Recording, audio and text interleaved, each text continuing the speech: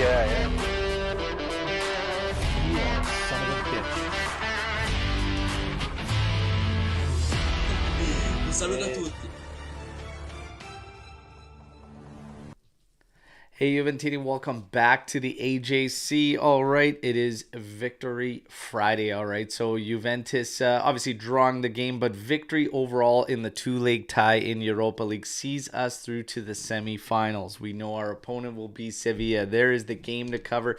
There's everything in the news. We thought we would get the results of the Coney appeal yesterday. We had to wait longer. We're going to talk about the results, what's to come from that, and then everything that's in the news today. All right, I got Omer with me to cover that today. Omer, how you doing, man? Yeah, so far so good. So far, so good. Yes, yes. Yeah, and a nice day, but Italy keeps you on your toes all the time. Oh yeah, absolutely, absolutely. So this can sum it up for probably a lot. Disaster performance, great result.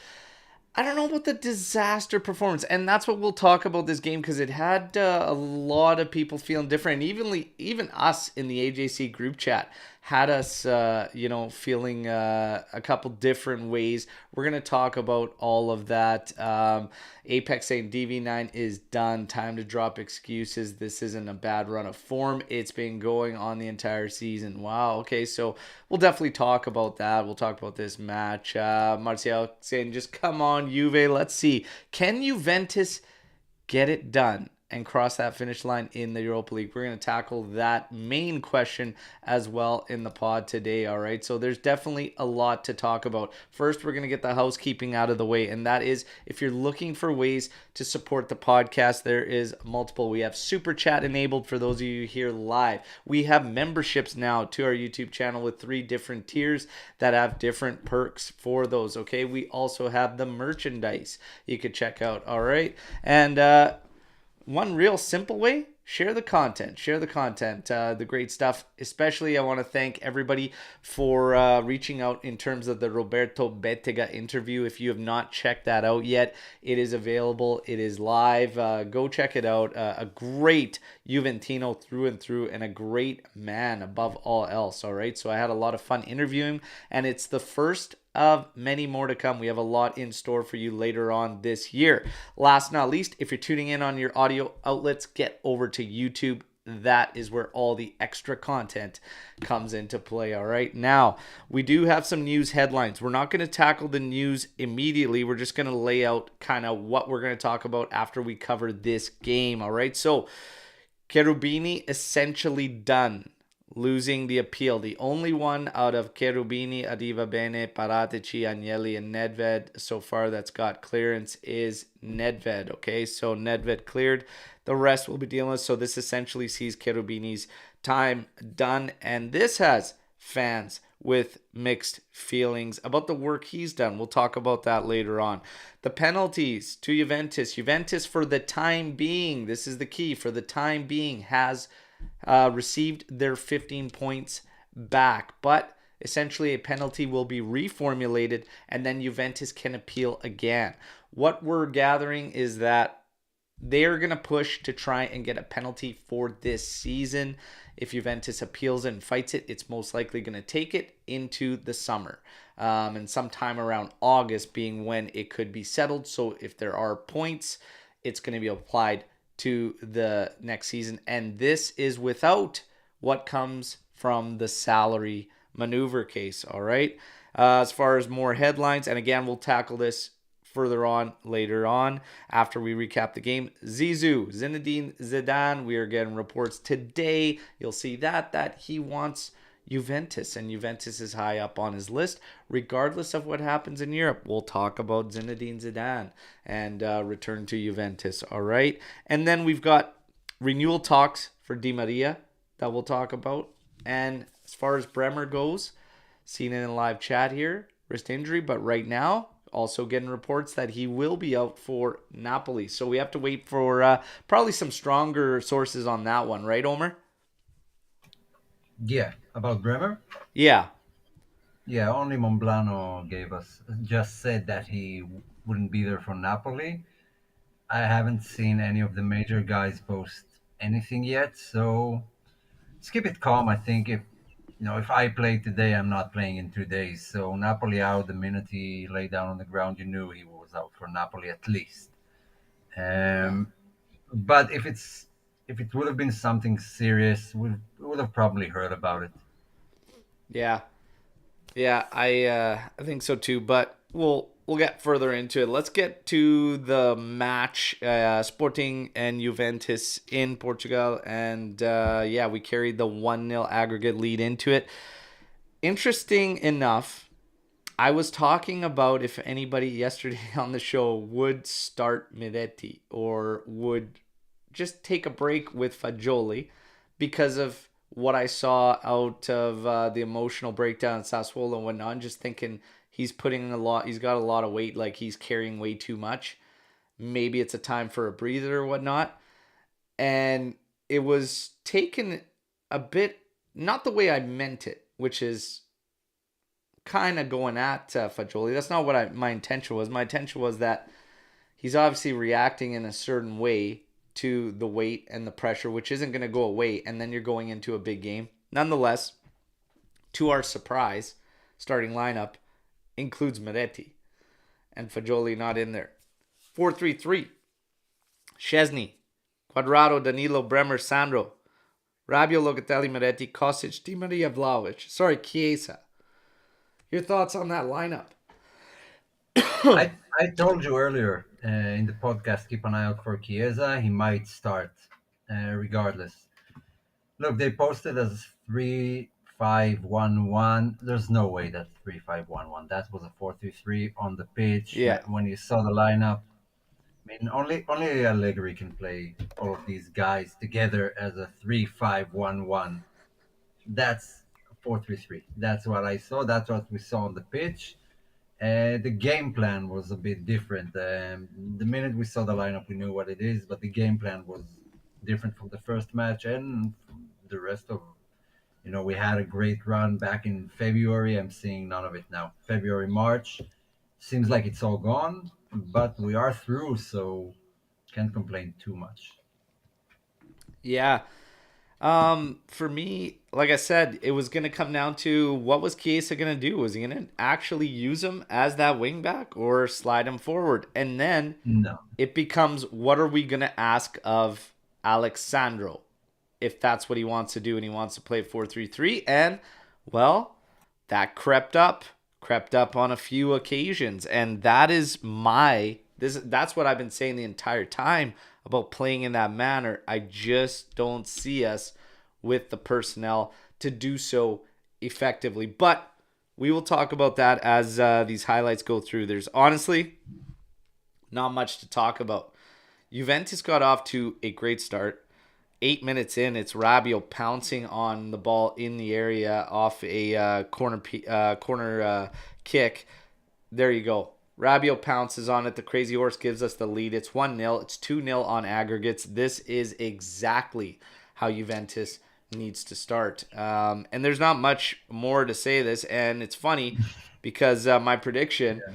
was 1-1, greasy 1-1, and I said Rabiot will probably get the goal. Why did I start to lean towards Rabiot? Well, to be honest, these are the kind of goals this team scores.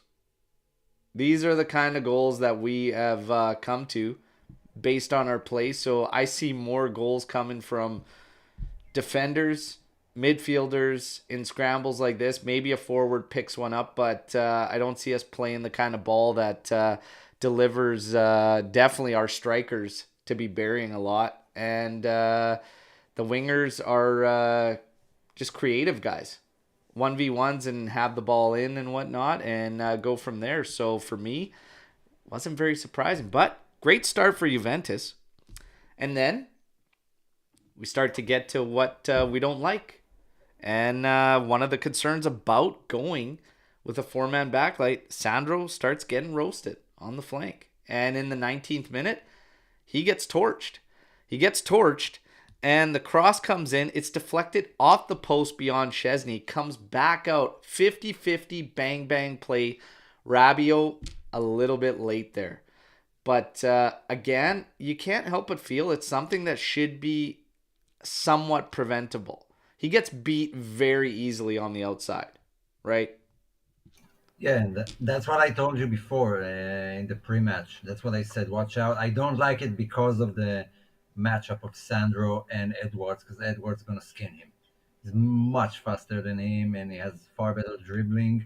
Sandro wouldn't be able to go help the attack in any way, and he's not fast enough to chase him. And you could see in their game plan, they were aiming for Edwards, they were aiming for Sandro. Most of their stuff, especially in the first half, came from our left side. And it's understandable. If I was their coach, I would have probably done the same. Aim in that direction. That's where they're weak. Yeah. And especially with Chiesa, who's not helping the defense as much. And so pretty predictable. Yeah, essentially, yeah. I mean, I would do the same thing as well. So they get the PK. Sporting levels it up 1-1, all to play for. And I'm thinking, geez, we're less than 20 minutes in, and my final score has already been hit. So who knows what's The, going on? the funny thing is you could have blown the whistle to end the game at that particular moment, and all the same, we'll be talking about the same stuff we're talking about now. Yeah, essentially. There wasn't a whole lot in it. 34th minute, Diamonde had a header just wide of the back post. Poor cover. I don't like how we zone up so much No. on set pieces and defending those. I absolutely hate it. Find your mark, stay on them. That's it. A lot of free headers lately on set pieces. There's another one. Fortunate for us, goes wide. Ultimately, we hit halftime. That's really it for chances and whatnot and anything going on. There's a lot of attacking scenarios and whatnot with really no substance to it in the end result. You get halftime. We come out half 55th minute. Di Maria strips the ball, sends Quadrado, and Quadrado was ripping on this. Like he ran in. There was another player up ahead, and he just blew right by him. Di Maria sends him in. The end cross. Vlahovic is sitting there to tap this home, but the cross, like Vlahovic is getting attacked for this by some. That cross was all, it had so much weight, always rising. It was a bullet. I'm not upset with Vlahovic for not directing that thing into goal. It was like just a little touch there, and he puts that thing home. But it's rocketed at him, and it's always rising. How did you feel? You feel he needs to? I saw some saying he's never ready. I just think that was a lot to deal with. Yeah, it's short distance between the both of them, not a lot of time to actually react and position yourself. If he was, half a step back, then that's perfect for him, and he gets his header right on target. But he was a bit too far ahead. Quadrado was too close, too much power on the cross, and I mean that's what mainly what Quadrado lost, his ability to direct those balls to the right people. That's why he doesn't assist as much as he did before. Wasn't a clear cut chance that every striker would put in the net. Some might, but some won't, and Dusan didn't. Yeah, It wasn't surprising, to be honest.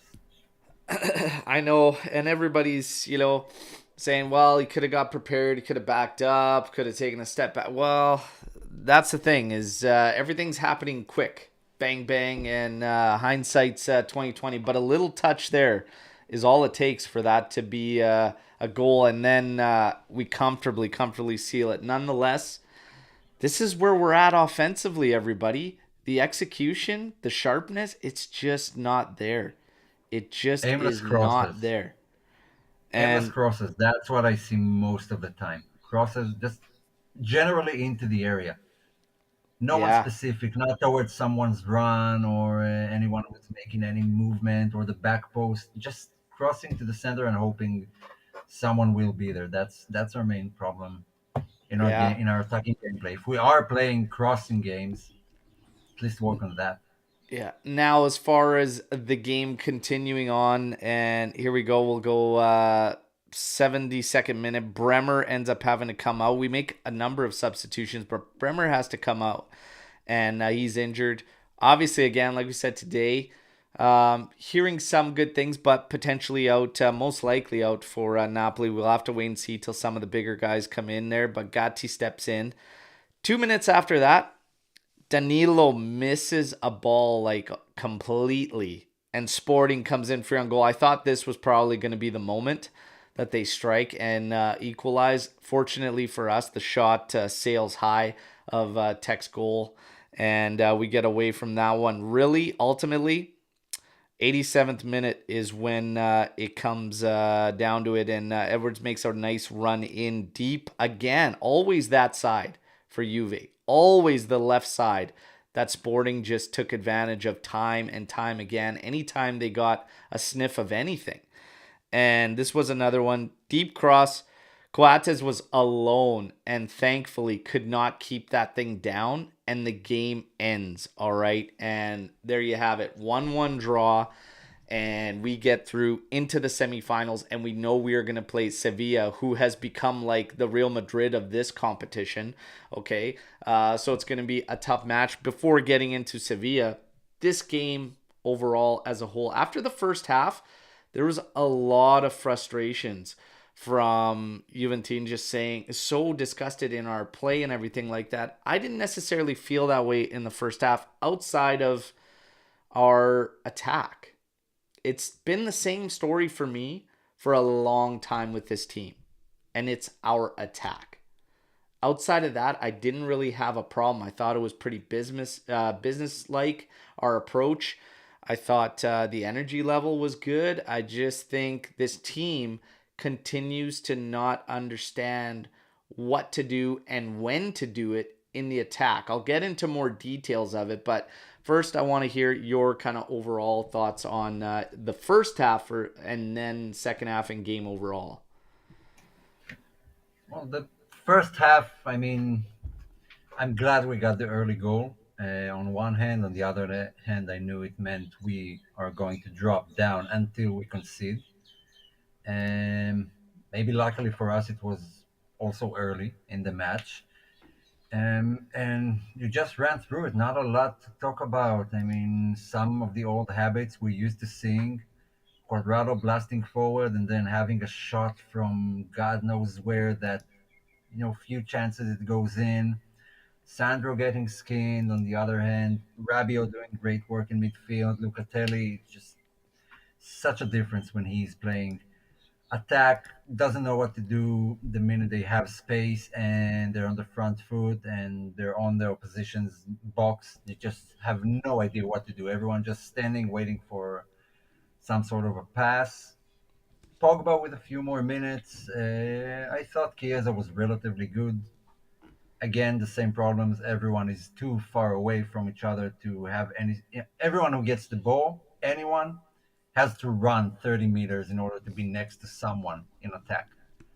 And I can't say I enjoyed the game.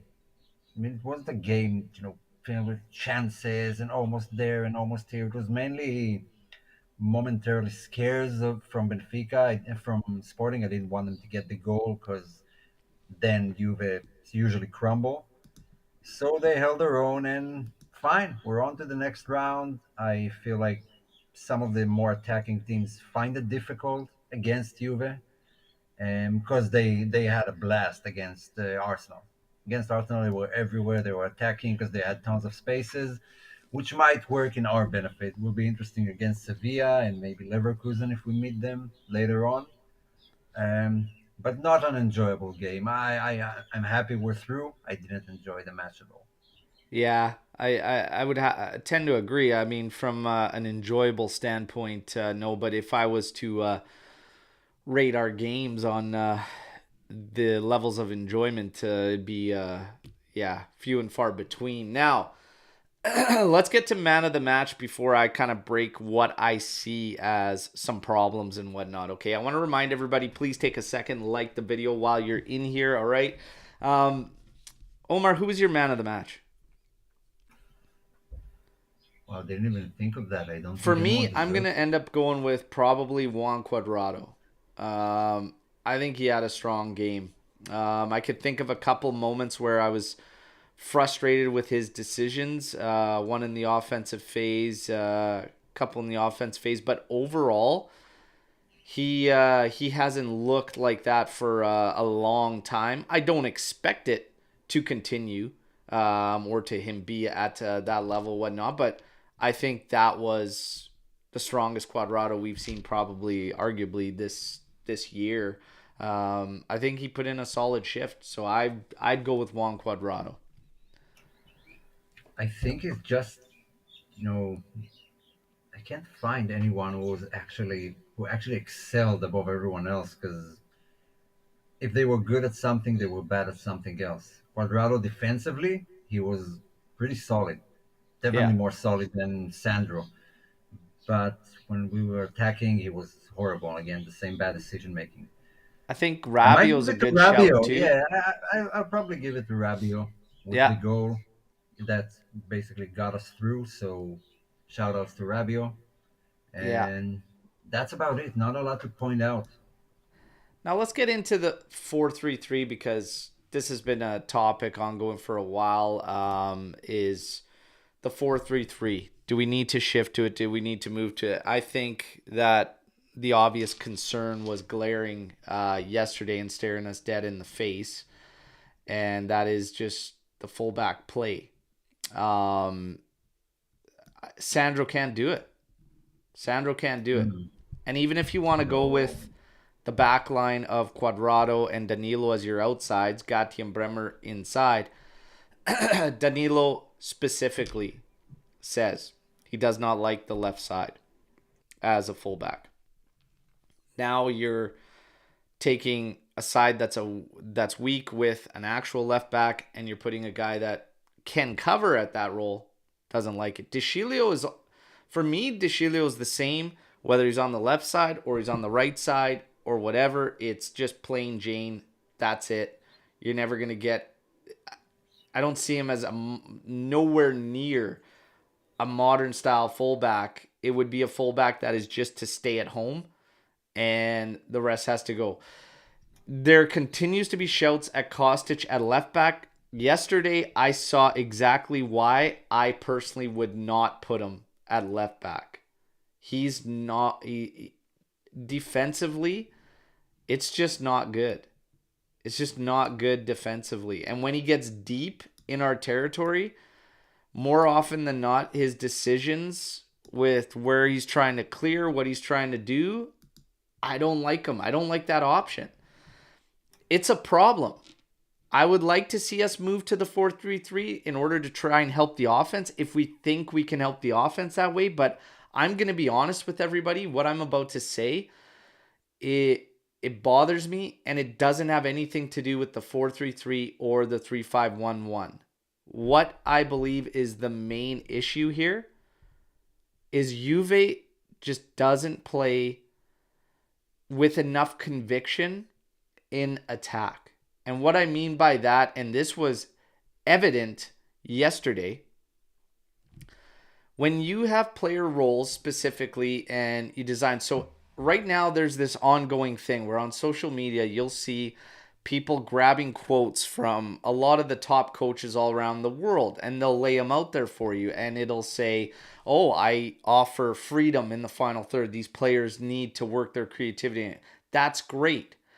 But you can't look at some of those top sides out there and tell me that there's not a drastic difference in off the ball movement when you watch Juventus and you watch any of the top clubs, or don't even take the top clubs into consideration. Just look at a team that plays good solid football and you'll see the off the ball movement for Juventus. And yesterday I saw it endless amounts of time. I've seen it all this season. We've talked about off the ball movement a lot. What you're seeing is yesterday when Chiesa would get the ball, sometimes Di Maria, Cuadrado a lot, they do their part in terms of bringing in that extra defender. The second that extra defender has come in, that means there is a space. That means there is a space there for someone else to exploit, to take advantage of, to do.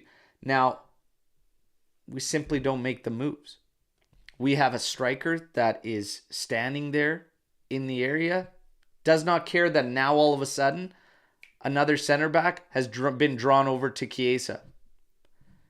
Doesn't go anywhere. Stands on the spot. Midfielders. Where are our midfielders? Rushing into that space. No, our midfielders are hanging back to make sure everything is stable. It doesn't work. We're only doing half of the work. We are getting the ball. We are drawing the extra defender. But from that point on in the final third, it all stops. And we all stand there and we all watch. Now, if we want to attack players and we want to talk about they're not doing enough, they're at the end of the day, the coach is very much involved in that because there's no way you can watch this tape of Juventus playing. And we are deep into April here and not pick up on that and not want to change it. But it is a major issue. And this is the same. Whether it's 3-5-1-1 or you play 4-3-3, you could play 4-2-3-1, you could play whatever the hell you want. We don't commit enough into the attack and we're only doing half of the battle. There's way too much standing around and watching certain guys on the ball. And that is why we settle to cross it in. It's Yeah. clear as day for me. So the discussion about formation for me has almost become irrelevant until we put together the rest of the missing puzzle pieces. Omar, how do you feel about what I'm Yeah, saying? I tend to agree. I think we don't know exactly what we want from ourselves, not us, but the team in general. In our tactics, where do we want to go through the middle or through the flanks, and we kind of get drawn to the flanks because there isn't enough happening in the middle. So we're sort of forced to always cross. Now, when we play the 3-5-2, and then Di Maria is a bit more central, then we have a central game and there is cover for the flanks, so both Quadrado and Kostic can go up. But I feel like it's, one area is affecting the other. The midfield can join because the back line is too far back, is not pushing forward, so they have to stay because there's a lot of room in there for counterattacks. So they stay back, so there's no one in the middle, so we get drawn to the flanks, then we cross, we have one guy in the center, the other two attackers are not good in the air, not Di Maria and not Chiesa, and they're better in tight spaces, but even when they break free and have a chance to run a bit, eventually they have to pass it to someone. Keep expecting that they'll make it all the way to the goal and score like Rafael Leao does, and just it's not going to happen. So there's just I don't know if it's Allegri, I don't know if it's the players, but I don't think we have a set system of how we want to attack. When you watch Sporting, they knew exactly where they want to go. They kept pushing there, they kept overloading Sandro's side and then Quadrado's side, and everyone was joining. When you watch Atalanta play, they have two midfielders, but there's always someone in different areas of the pitch, in the area and outside the area, and waiting for the rebound, and someone on the flank to cover. And we don't have that. Our players are sort of rooted to their spots, and they're not doing anything beyond that, which is good defensively, I guess. That's what the stats show. But we can build on that, in my opinion. Eventually, we'll have to score. And finals, if we do make it to the finals, finals don't usually go with one goal. They sometimes do, but most of the time there's more than one goal, and we need to score more to win titles. That's just it. And this is where we come to now. The perfect segue, all right, is Sevilla now on deck. We saw earlier in the chat the mixed reviews. You have a lot of fans that are weary of Sevilla, and you have some that are not too impressed because of them getting through Man U, and people think of that Man U as, going to get bounced by that. I figured Sevilla would see it through. A lot of people were saying Man U and Juve semifinal. I said I would never write Sevilla off in this competition. One of those dangerous teams that they become in the Europa League or what. But for me, Sevilla, how do we feel about this one? So the games are going to be May 11th and May 18th. We start off at home, and that is going to be crucial to get a very, very good start in that tie for sure. But Omar, how do you feel about us lining up against Sevilla? I don't know. It's a weird one because they're having a very bad season in their league. They're conceding more than they're scoring. I think they conceded 44 and scored 35. They're 13th, same as Nantes when played them. So they're not having a good season. And to be honest, I mean, Man United were missing a lot of players, especially their two central defenders. So they have to play Lindelof and Maguire. One of the goals came directly from a Maguire mistake, two own goals in the previous match. I think they were a bit lucky here and took advantage in the right way from Man United missing tons of first team players. Um, so I don't know what to make of them this season, to be honest, because it is their tournament. They're known for it, they understand it, and they're not playing for anything in the league. They're not in danger of relegation, but they're not going to make it into Europe through the league table. I don't know. I don't know what to make of them. I think we'll win. I think we are going to win, but it's going to be a different match than we're used to seeing, I believe. This is probably one of the most accurate statements you can probably make going into that matchup. I'm worried about Juve beating Juve. So this is very, very accurate in terms of how I felt a lot of the times going into matchups and whatnot. This poses a very, very tricky scenario for Juventus because Sevilla can hurt you in bunches out of nowhere. Like they're a little bit wild in that sense, and we saw them do it to Man U. Like the team is fully capable of smelling blood and then pouncing. Like Juve can't do that. We don't do that. So Sevilla Yeah. is very capable of that. What concerns me about that, number one, is has we have we reached the point where we absolutely have to score more goals in order to get by Sevilla? I truly do believe our attack has to be much better than what it has been now to get by Sevilla. I truly do believe that. I don't think the way we've been playing to get to this point or whatnot, I think the reality is this could be where it ends for Juventus if we don't sharpen up in the final third. I don't know if we'll be able to hang on enough. And I don't think it's how we should approach Sevilla because I think we would put ourselves in danger by trying to do so. Well, it is worth noting that, first of all, once again, the first game is at home and then away. I don't know why, but all of our games in Europa League were like that. And we do play Cremonese between the two matches and Empoli after the matches, Atalanta before the first match. So in the league, like we can play our subs, and it's a different story to what we have now, where we have Napoli and Inter and everything that goes on in April. So that might be advantage for us. We have to see where we stand in the league by that point. Are we clear in top four? Are we battling to stay in top four? Interesting.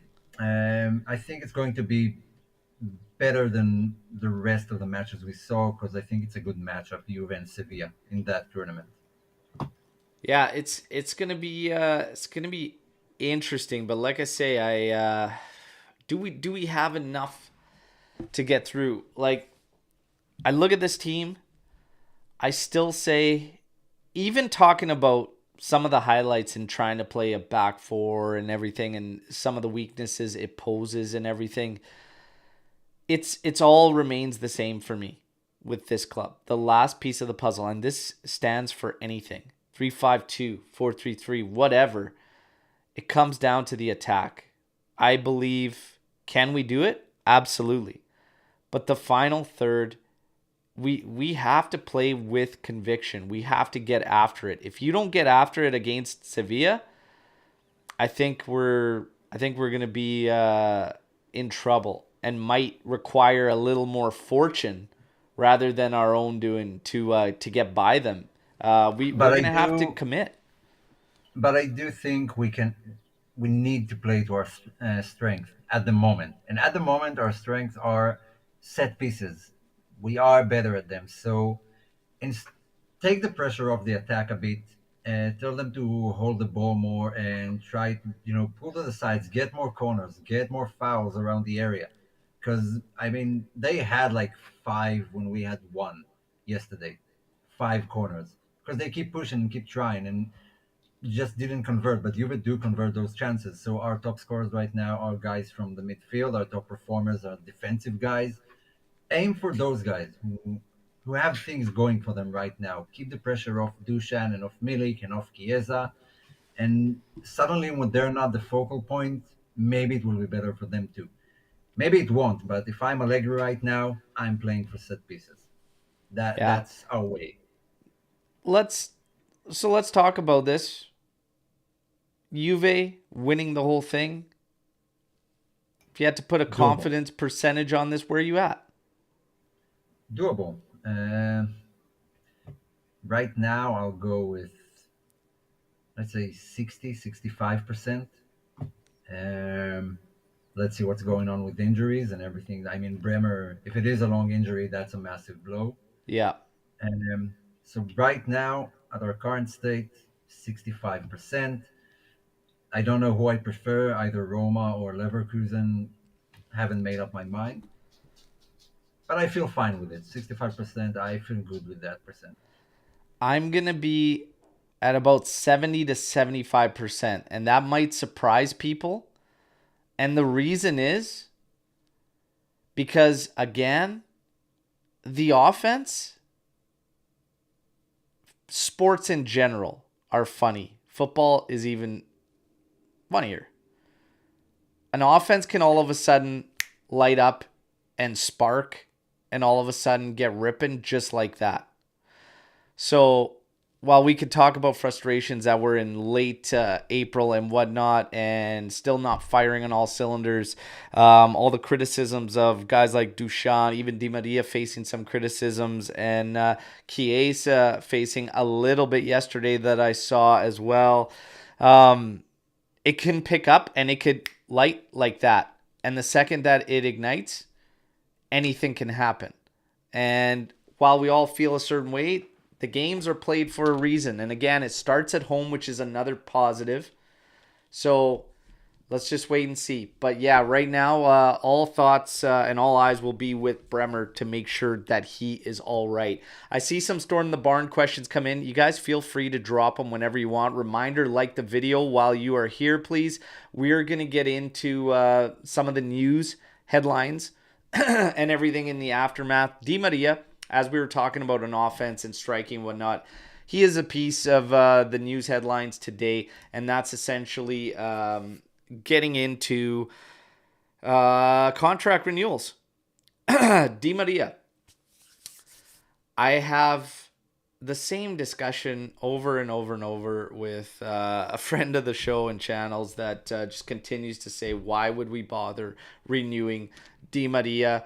Wants to renew Juan Cuadrado, and always talks about Juan Cuadrado's performances. And for me, it's done. It's over, whether he has a good game or not, because it's time to move on. Sandro, Cuadrado, De Chilio, Rugani could probably add to that list. Rugani, I'd probably feel a little bit okay keeping if we can keep the rest rolling. Like, I think Bonucci has become the guy that's least valuable almost at center back. Yeah, and I think he's fine with it.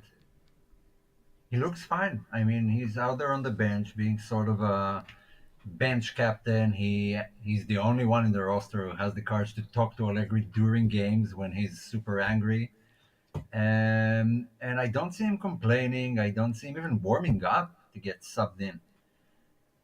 I don't know. I get a feeling that he's fine with his role right now, and obviously not renew him. But if there is any chance to sell him, 1 million, 2 million, go for it. Yeah, yeah. We have players to fill that role of fifth or center back. But yeah, I can't help but feel like Bonucci is yeah, he's the guy that is probably the bottom of the totem pole when it comes to playing. But who knows? Who knows? So Di Maria, would you renew? Yeah. First of all, money wise, because contract for another year, he gets the benefits of the Italian The growth stuff decree, that they yeah. do. Yeah, the growth decree. And it doesn't seem like he's, someone who's demanding first team plays and, always being there when he's available. I think he's fine with playing here, playing there, but not always. And he's still a brilliant player. He's still, not what he used to be, but he's still world class and better than most of our attackers that we have right now. So yeah, that's an easy yes, to be honest, For one for more me. year, for me, Yeah, um, I don't see a problem with it because there's other areas we have to get stronger in. That's going to be fullbacks, potentially a center back scenario you got to deal with. Now, I remind everybody the last time Romeo Agresti was on after our first leg against Sporting, he said, I asked him specifically, what do you expect out of this Mercado? Because I can already see it coming a mile away that it's going to be weak. And he said, yeah, he feels in Italy in general, it will be a very, very soft and weak Mercado come the summer. So don't expect wholesale moves or like big roster changes, but just being methodical in who they bring in and what they do. We have certain scenarios that are still creeping up, like the Alexandro renewal and everything like that, that we're going to have to take into consideration. So this move and everything is still a little bit ways down the road before we see a full cleanup. So guys like Quadrado is expected to leave at season's end, and those that want him to remain, again, you just can't. Like, you have to keep refreshing things. You have to keep moving forward. The longer that we wait, the harder it is. But Di Maria, and this is the thing, goes back for those that don't want him potentially to be renewed or stay or anything like that.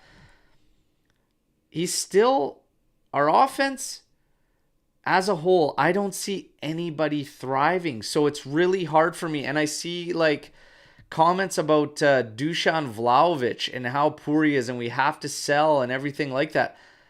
There's nobody thriving in this offense, everybody. Nobody. And again, Di Maria gets the ball. I said this you can watch the replay yesterday. Watch how many times it happens. He gets the ball. Here comes the double team, sometimes a triple team. No options. Who's running into the space that opens up?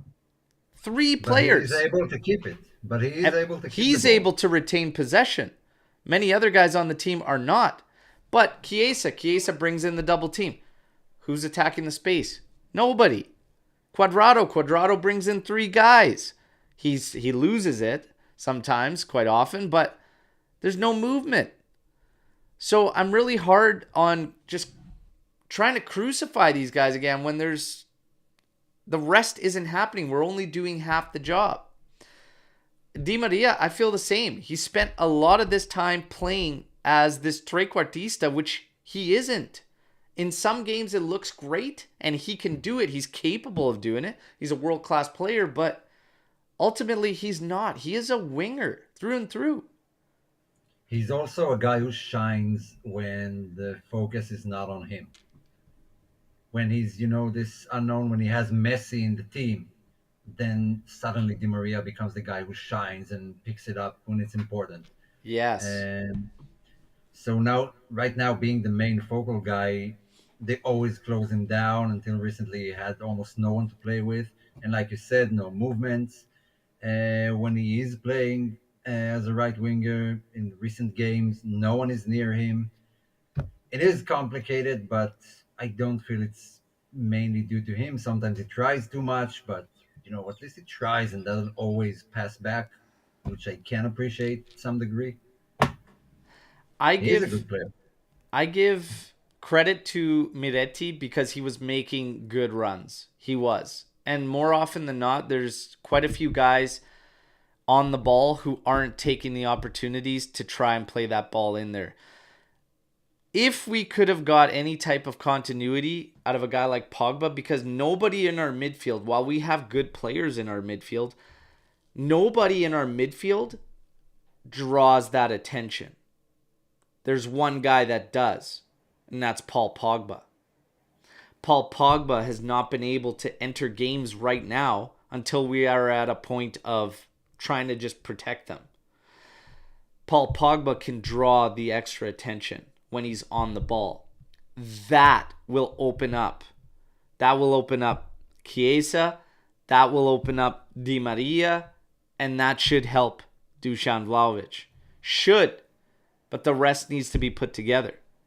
Again, there's a lot of variables that have to come into this. But it all ultimately, we all seem to feel the same way. It's got to come down to the offense. The offense has got to pick it up for us to go and make this run. But is it doable? Absolutely. And once the offense Well, lights, it can go like that.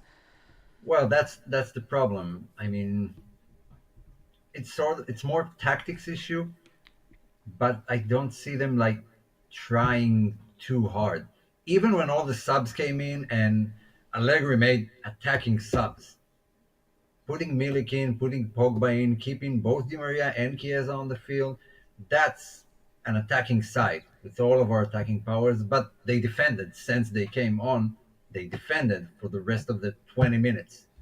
So that's also. I mean, our attack doesn't score because when all of our attacking players are in, they defend, and that's an issue. I mean, I can't blame them too much for that. Pogba got the ball where? Anywhere near the area, anywhere near or someone next to him to make a smart pass, someone running in, nothing.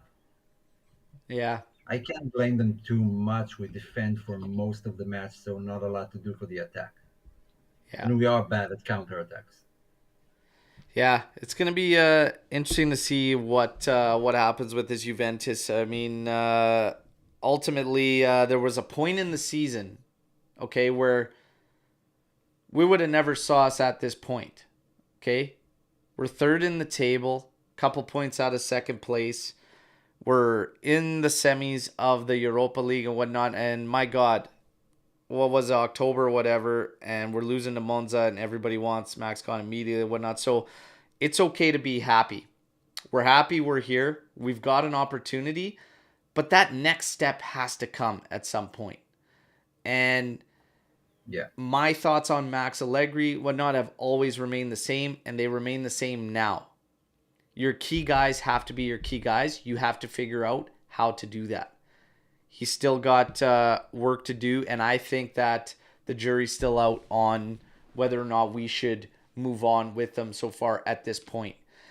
Winning a trophy, winning a trophy isn't even enough. If he wins the Europa League, there are some saying absolutely he should stay. For me, we've already gotten rid of coaches that were winning trophies.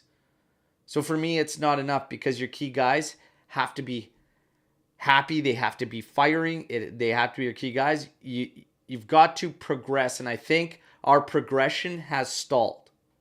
I think we hit a point. We made progress, but now it's stalled.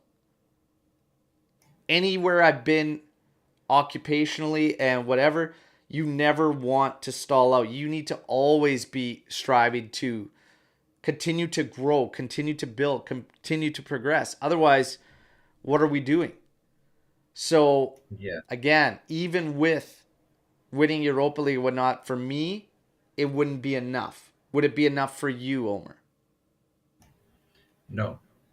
No, I genuinely think okay, I will thank Max, and he has done something that not a lot would do, and it's admirable. And kudos to him for sticking around and trying to steer this ship back into its main course. But I do feel we need to take that one more step forward if we want to aim for what we used to aim for, a Champions League and titles and competing on three fronts every season. And we need to take another step forward. If we are fine with Europa League and the occasional Coppa Italia, fine, keep Max. What can I say? Yeah. But to say I'm enjoying what I'm seeing from maybe January till the end of till the international break, yeah, The international break kind of killed us, took us off our momentum. Then we had that brutal April we're having right now, and so it was kind of, you could expect that we'll have a drop off at some point in one of these months, and the international break was the catalyst for it. Yeah.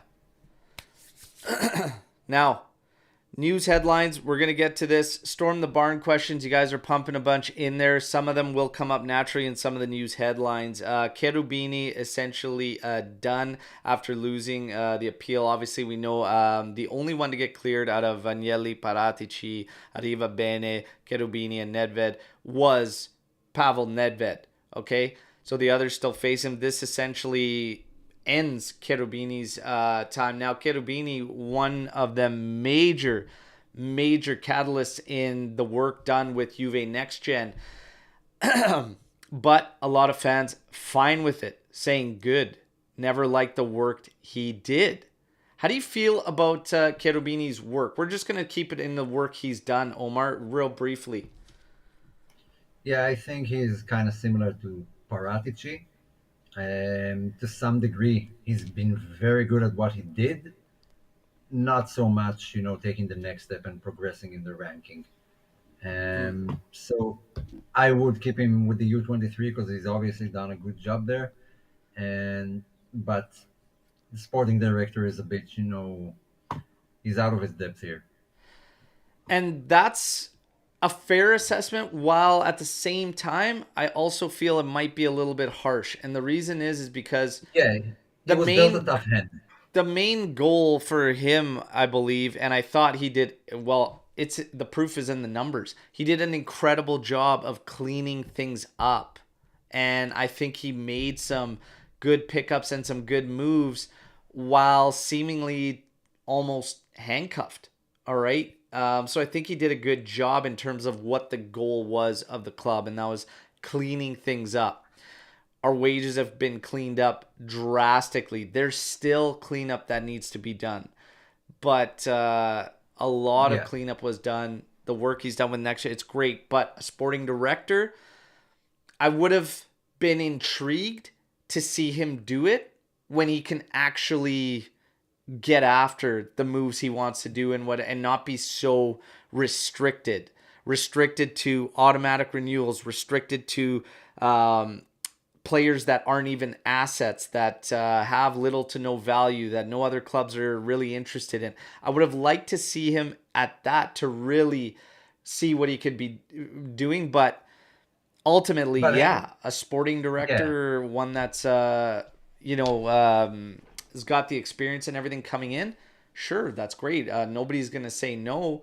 It's time, but I think ultimately, I think it's a little harsh to say he didn't do a good job. I think he did do no, a good job, all things considered.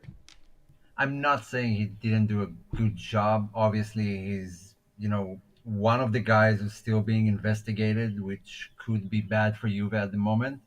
And he was dealt a very tough hand. And because it's not a comparison to Paratici, because Paratici got a squad that was winning everything, an organization who has money to spend and is doing great, and he sort of ran it to the ground. Um, Cherubini wasn't all that good. I mean, he didn't get the same status to start with. He got a club with no money, automatic renewals, everything you just mentioned. After the Super League stuff, dealing with UEFA, COVID, I mean, everything around it is not to his benefit. Yeah. I know, but I still feel I need someone there to hold his hand and help guide him through. Because if we are going through a rebuild, I feel like we need someone more experienced in the market to do that. Someone who has more connections. And Rubini is at his beginning of his sporting directing career. Yeah. Yeah. Fair. It's all fair. Now, penalization. Points have returned for the time being. Obviously, they're going to reformulate in the smaller court. It's been referred back to Court of Appeals from Court of Appeals. Sorry, been referred back. They're going to reformulate a penalty somewhere around 6 to 9 points. Juve is going to have to appeal that, probably go into the summer, but the prosecution's going to push to get penalty points involved in this campaign. if it's 6 or 9 points. The thing that's interesting here that everybody's got to keep in mind is what's actually happening now is you have a pissing match between the prosecution and Juventus. And the reason it's become a pissing match over these points and why it's critical, why some might say 6 points, yeah, just take it because you'll probably still be in top four and then we can move on. No, no. Because now it's become a pissing match in terms of setting a precedent for that salary maneuver case. Because that is going to be key. And should Juventus win this appeal, should they be able to get these points revoked, they would have a precedent set that they could use in their defense to the salary case. And it's very, very crucial. And they're not going to give up that fight. Fully expect a point penalty of around 6 to 9 points coming back, and then Juventus appealing. It'll take it into August. That's what I totally think is going to happen. So I said it yesterday. I'll say it again. It's an absolute joke because you have so quick. They were so quick to fire out these penalties. Okay. And now it's been nothing but drawn out joke. And the whole thing for me, like we said yesterday, there is no rule on what you value a player at. Absolutely no rule. So this case has zero legs to stand on. So whether we get off with 0 points and a fine, like Anthony says here, is still a precedence. You can't accept that either. They have to fight this the whole way through. Absolutely no ifs, ands, or buts about it. Period. They have Yeah, to. yeah, and maybe the way it's handled now is what should have happened back in January. They should have said, okay, we see the case here, still no basis for penalizing with point deduction and stuff. We'll wait until the end of the season, May, June, whatever, and then whatever is going to happen next is what should have happened in the beginning. That knee jerk reaction of minus 15 threw all the league into a loop. And now other clubs are complaining that Juve got the 15 points back as if it's Juve's fault they got the deduction in mid January. Um, what will happen, we'll see. I hope that when the trial restarts, they'll draw in the other clubs who were involved with you. But that's the big question mark. Where are all the other clubs, and why are they not in the trial? Why are they not defending themselves? They don't need to, and Yeah. that's ridiculous because it became solely a witch hunt to take points off Juve, and everyone else has nothing to do with it. That's kind of the feeling I have right now. Yeah. So June 30th is the date by which FIGC has to confirm teams to UEFA who are taking part in European competitions.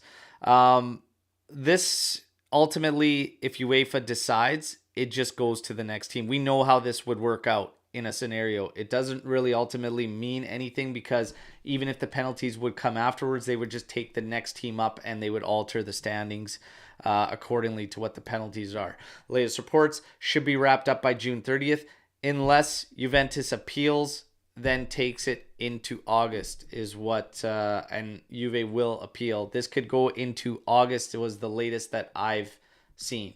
So either way, buckle up, buckle up. Now, and this is just it, Sweaty. Why should Juve accept any sort of punishment at all? If they no, they shouldn't. They shouldn't accept. Again, I'm waiting for an official rule that has been broken when it comes to capital gains and plusvalenza. So yeah, I don't see anything. Now we're gonna get to obviously storm the barn and whatnot, and this is also a headline that's come out today in terms of Zidane, and Bikramjeet has here fresh rumors of Zidane manager next season. How true and whatnot. Sal coming in here with the storm the barn, maybe to Zidane. Does that change if Dusan stays? So we have a couple regarding Zidane. We're gonna start with Bikramjeet and that how true. I will wait for some of the top guns before being able to see how true it was not. But I mean, his name's been lurking for quite some time.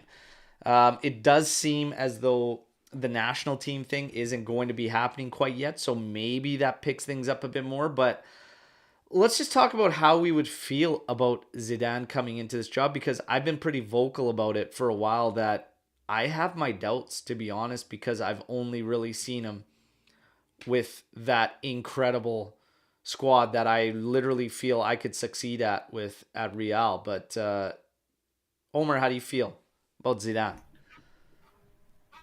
Well, just to point out, it was reported by RMC Sport, is a French newspaper or website. There might be the French Gazeta, they might be the French Agrestive, for all I know. So I don't know how credible the report is. But taking Zidane, knowing everything about him, means he's taking charge of the project. And a project is, for long term, and no one is expecting trophies immediately. If you think Zidane will get us after one season to a Champions League final, I'm sorry, but it's not going to happen, in my opinion. But I am willing to take that risk with Zidane. I think he wants to challenge himself a bit more and not aim, for a top club, just stepping in Bayern or City or anyone, and just aiming for the Champions League again. And I'm willing to walk that route with Zidane. A lot of the other managers that their names popped up are basically the same. And take Dionisi, it's the same. Um, and to be honest, to what other managers, top tier managers who guarantee immediate success are out there and affordable for Juve? Because even Conte right now is not affordable. If he wants to coach anywhere in Italy, he has to drop his salary a lot. And when he comes in, he wants money spent. He needs a big budget to succeed. Otherwise, he goes on all his antics that he does. So Zidane, I feel like I'm fine with it. No problem with Zidane testing himself at Juve in like lower tier level. My thoughts are, I think he's a man manager, and I don't think it's what Juve really need at the moment. We all love his name. We love, obviously, I mean, I'm a 90s kid, and man, he made his name at Juve, whatever. I would love it. And I think one day it will be the right time. Right now, though, this team needs a coach. They need direction. They need. I don't think he's that guy. Again, after seeing him with Real Madrid there, I think all he had to do was man manage. So I don't know if he's capable of being the one to say, like, this is what we need to be doing here and here and here. Like, I don't think he's that guy. I think he's in some sense similar to Max Allegri in terms of a good, strong man manager and manager of personalities. But I don't know if he's going to be the guy to instruct and direct the young talent into I what actually they need think he to do. is. I actually think he is because his history with Real Madrid's B team. That's what got him the Real Madrid job at the first place. I think he's sort of admired by other players, even the big players. When Zidane talks, you listen because he's been through it all, and that's what got Real Madrid those Champions League because he was the one who could tell Ronaldo, listen, if you want to be there, you need to rest. No other manager dared to do it, and Ronaldo listened, and it benefited him. So I do think we need a good But that's man a manager. man management example though. Yeah, and I won it, and it did play good football. I mean, his team was enjoyable to watch. Um, so yeah, we can't know, right? Well, that's We just can't it. actually know. We that's just it. We don't know. And it's going to be an unknown, but for me, I don't I question whether he's the guy for this point in time. I think there are some other candidates that have a bit of more of a sense of style. Like what's Zidane's playing style? You can't gauge it off anything that he's done prior, because I think he's leaning towards the players, which again for me feels very similar to Max Allegri. I don't. I mean, managers are a surprise pack. You never know what you're going to get. Like when Conte came in, he was only managing Atalanta and Bari, and no one expected anything of him. When Allegri came, no one wanted him the first time. When he came back, a lot of people wanted him, and here we are. So managers could go either way. I mean, there's really no telling what effect the manager would have on a certain team. You can if you get Guardiola, but that's out of our budget. Klopp I is out of think our budget.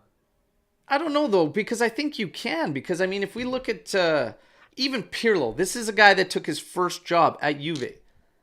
He said what he wanted to do, and you could see it. You could see what he wanted to do. Did it have its shortcomings? Yes, of course. But you could see what he wanted to do. I want to control the play. I want to be on the ball. I want us to attack in numbers. They did all that. They did everything he laid out. Like for me, whether like coaches, you should be able to identify what they are going to do, what they want. I don't see from Zidane what he's going to want to do or what he's going to direct. I think for him, it's going to be if he was to walk in, I think it's okay, 4-3-3. I want these guys here. Let's go. And I'm going to man manage. But I don't think that's what we need right now. I don't think he's going to offer exactly that. I mean, because he's not a big talker. Pirlo didn't intend even on going, managing Juve immediately. So we talk about his thesis and stuff beforehand. But I, first of all, I think it was a mistake. Now, in hindsight, I think it was a mistake to sack him. I think it would have been better if we let him improve, you know, in our home. But I don't think you can say 100% you know what Zidane is going to bring to Juve, and that's it, and he can't bring anything more. Yeah. He might not, but he might I also just offer yeah, something that we I were missing. I'm really on the fence when it comes to Zidane, just for right now. That's all. But I mean, there are cases for young players that he's worked with. Absolutely, absolutely. But I probably, again, I'm on the fence when it comes to Zidane for right now, just based on the work scope, Yeah, how I feel about what he does in playing. Again, when I look at that midfield he had, I'm sorry, but you're not going to get that. So even yeah, if his game revolves around a lot of control and whatnot with these guys and whatnot, it's completely different. So I don't yeah. know. I don't know. So it's funny because how how a manager's success is actually to his detriment. And we're saying because he succeeded, I we don't. It's funny to say that. So I'm not saying go all out for Zidane, but if he's the route we're taking, I'm all for it. No issues with it at all. Yeah, yeah. But I won't die on that hill. Get Zidane, or we're done. Exactly. Yeah, we'll see what comes. I just feel like yeah, I maybe have some doubts there. If he came, would that change if Dushan stays? Trying to read whether or not Dushan stays or not is next to impossible, I think, Impossible. at this point. Impossible. Yeah, Yeah. it's impossible at this point. Nobody really knows, and nobody's getting anything. This one, it is what it is. Everybody, we just have to wait and see. But I don't know. I really don't know because you're hearing a lot of things like Dushan's fine, he's happy at Juventus. Juventus don't want to sell him, which I believe is true. But if a big offer comes in, I feel like 90% confident Juventus will sell if a big offer comes in. But again, it's all speculation.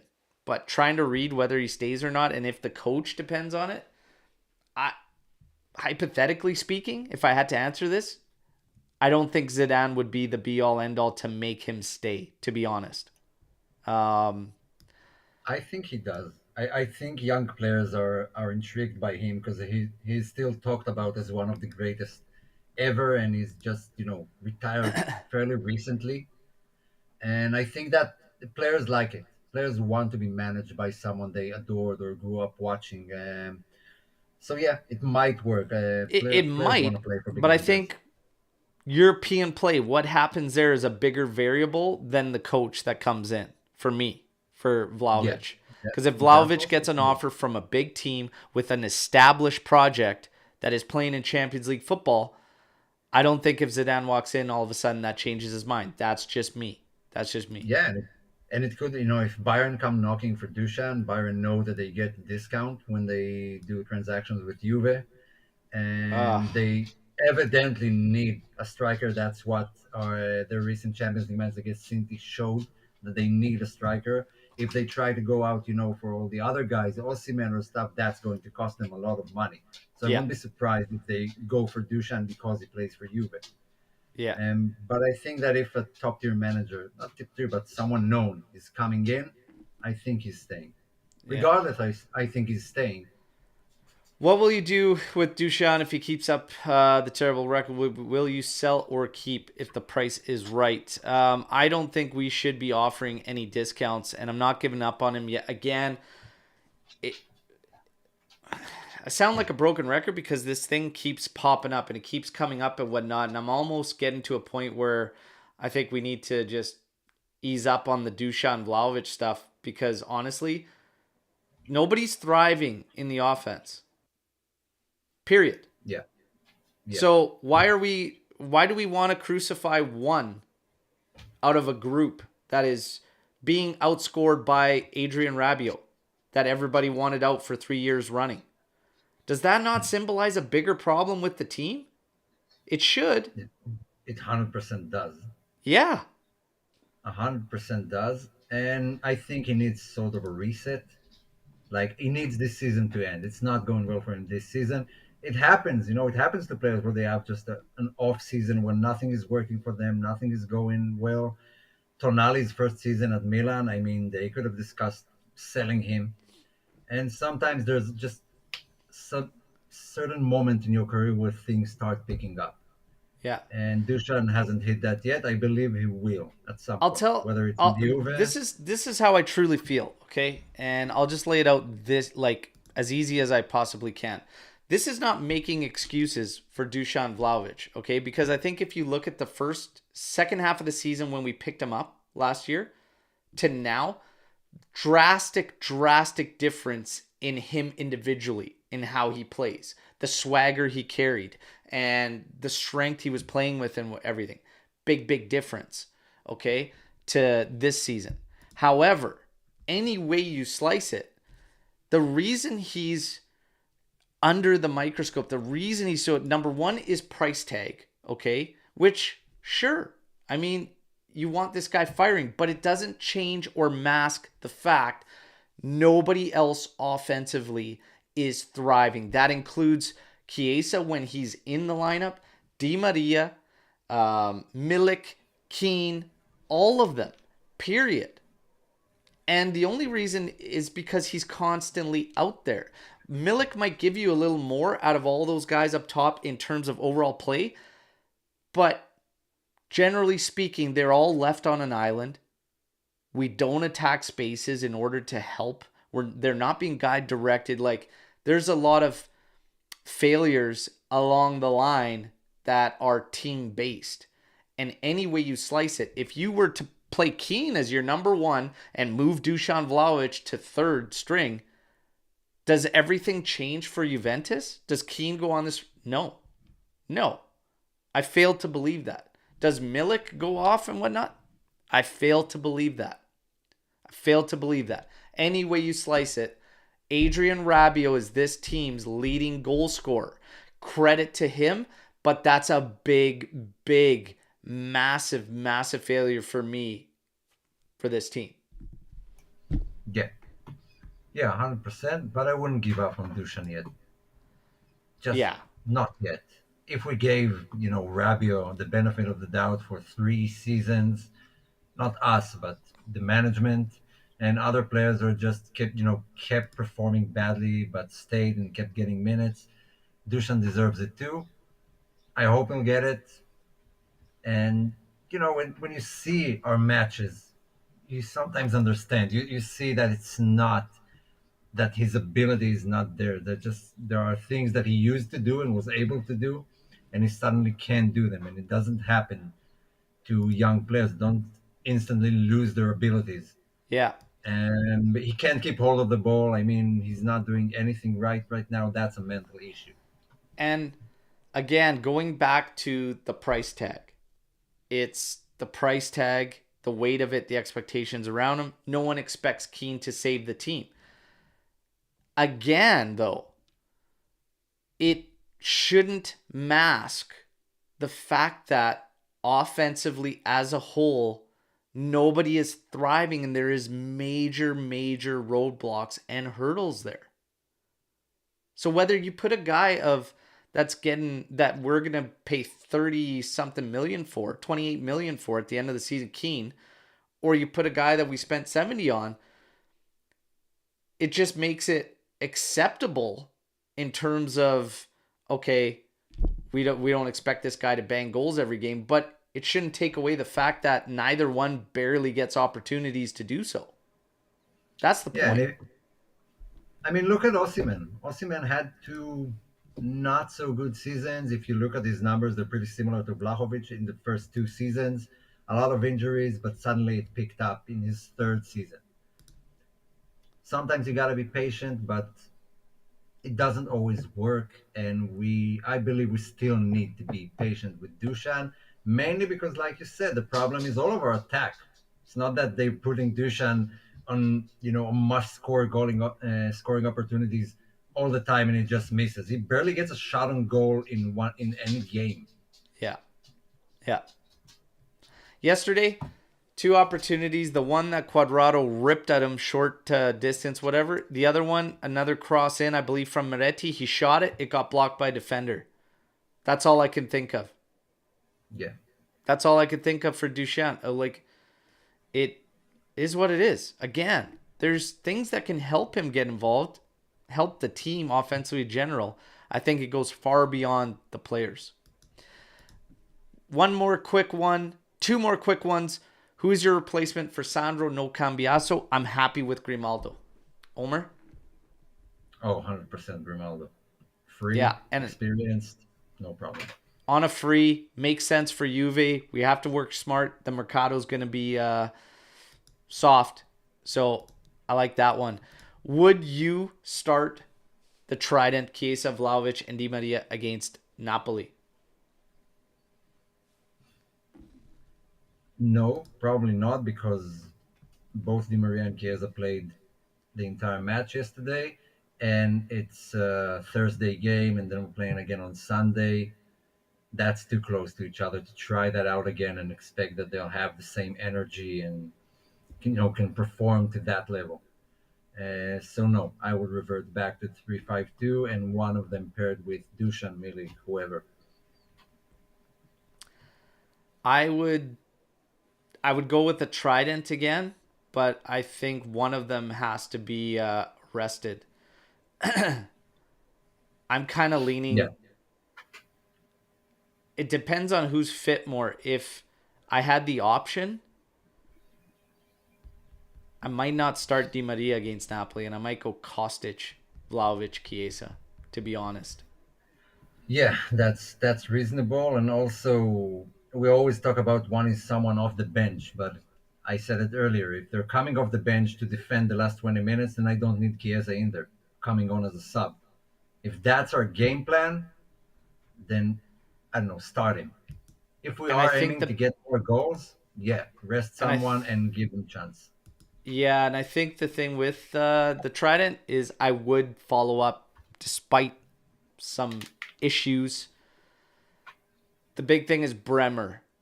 If Bremer is out, I might lean towards the three-man back with him not there. But I would like to play 4-3-3 against Napoli. Despite what I know about the shortcomings at fullbacks, I would like to play them that way because the only way to hurt them is to go at them. And but then again, it comes down to attitude and approach because even if you're set up in a 4-3-3, if you're dropping too far back, it's Yeah, not going to bode and well. So and Milan showed that they're not unbeatable. They're not unbeatable. You can't defeat them. Milan had the right tactics of defending. They had a good player who can take them forward, and the right attitude. They all fought to the last minute in every match. They didn't do so in the league, but when it mattered, they did, and that's what I need from Juve to win. Leave everything else aside. It's all in your head, all in Yeah. the players' heads. It's going to be interesting to see. Big one on Sunday. And hey, let's start getting ready for the semifinals, Europa League, and see if this team can take that next step. We just keep waiting and waiting. Like I said, it doesn't take much for an offense to start gelling, clicking, and then firing from there. We just have to wait and see if they can pull it together, all right? But Sunday's the big one, Napoli. I've got a fun little podcast I'll be doing with Justin from Bianconeri Zone. We're going to be doing that on Saturday. Again, for those of you who haven't checked out the latest interview with Roberto Bettega, check that out. There's a ton coming up. And what do we got? We got, like, without ruining it for everybody, because, surprises are always nice, but there is 3 that were involved in the 1996 Champions League winning team. 1 as a player. All right? 1 as a player. There is a man who played his last season with Juventus, I believe, was 2019. Okay? That's on deck as well. So we got a lot of good stuff coming. All right, everybody. Big shout out to the Juventus official fan clubs of North America for helping us put all of that together, trying to bring all of you as close to this Juventus club as ever through the AJC in our partnership. If there's a fan club near you, I highly recommend joining up. I'm going to be posting through, if you follow us on Twitter and Instagram, whatnot, we are sharing where the watch parties are taking place. Great stuff. Check it out. Joining up. There's a lot of perks to being a fan club member. And of course, the watch parties are great. Everybody, enjoy your weekends. We're going to be back Sunday live, 8:30 a.m. Eastern time, getting ready for the big match against Napoli. I will be bringing you a live watch along, all right? So there you have it. Everybody, we've wrapped up Sporting and Juve, what was all the news tackling today. As always, this season, one step and one day at a time. Omer, absolute pleasure tackling it all with you. Everybody, again, enjoy your weekends. We'll see you on Sunday for the big one. As always, fino alla fine. Forza Juve. Ciao tutti. Yeah.